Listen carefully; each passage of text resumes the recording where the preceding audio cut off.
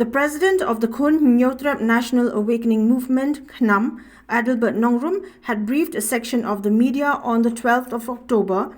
on the decision of the Election Commission of India through the returning officer on the party's candidature to the by-elections in the state. It may be mentioned that there had been a rift within the party between PYNDAP SAIBORNE and ADELBERT NONGRUM with regards to leadership of the party in the state. ADELBERT NONGRUM, while speaking on the scrutiny of the nomination of Khnam candidate Esron Marwein from Mawryngkneng that was held on 11th October, said that the Election Commission had issued a new order to keep the scrutiny on hold as a complaint had been filed by Khnam member PYNDAP SAIBORNE. Maybe this is clearly, I would say that it is a clearly hidden agenda to obstruct our going ahead with preparation in this election or this by-election. So today, after we had a meeting both along with RO, which had invited us, both the party to hear us, our grievances, both of us, and we had been discussed with him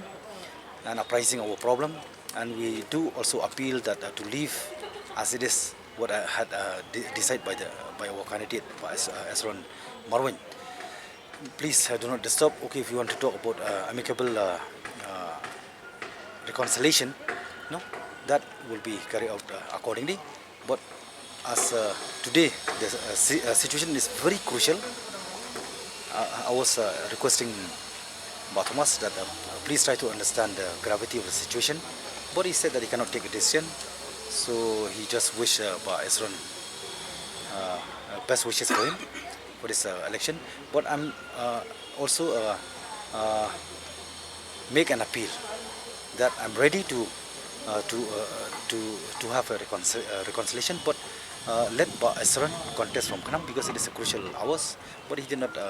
agree with that. Then Esron last and finally he converted himself to independent candidate, for which I don't have any negative thought. I do feel that I do hope that people will understand well about the situation of Khnam, why it keep on arising. Such a situation, it come out only during election.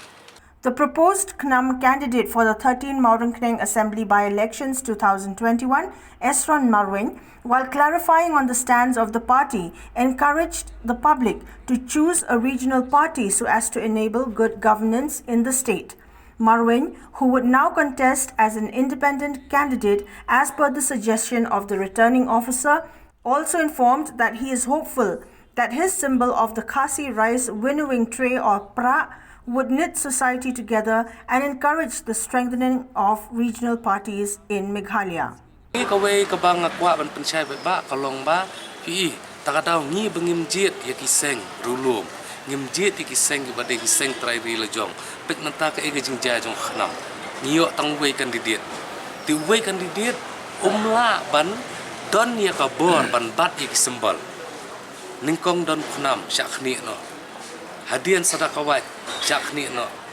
mentah ngijit sawai padu sembol utau ba ya hab kerti rustur ni tadi pra tika sembol ka bangalet mentah ka dei pra tinga kermen ru pakajek benriu kan sap kan sngau kan badai ban jit ikan di ban penjob dak menu arngot laingot ki kandidat nak wei ke parti jong ka seng rulum khamtam nak Khnam saung sangut di benjob baik Khnang ba kini ke sembol ke nemlong kum ki jaka ki ba ngi hapan pujuli nak wei ke por sya wei ke por kani ki ba ki di ban sultu bai kan ni namar nak por sya por ngi sem jing e bun ki breu kim sultu e kan ni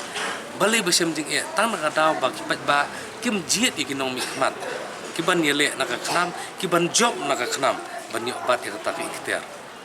Representing the complainant PYNDAP SAIBORNE to the hearing of the Khnam party's dispute, Thomas Pasa, while being asked on the support of the party to independent candidate Esron Marwein, said that it all depends on the decision of the masses, but wished Marwein the very best in his endeavor to win the by-elections to the Legislative Assembly in the state.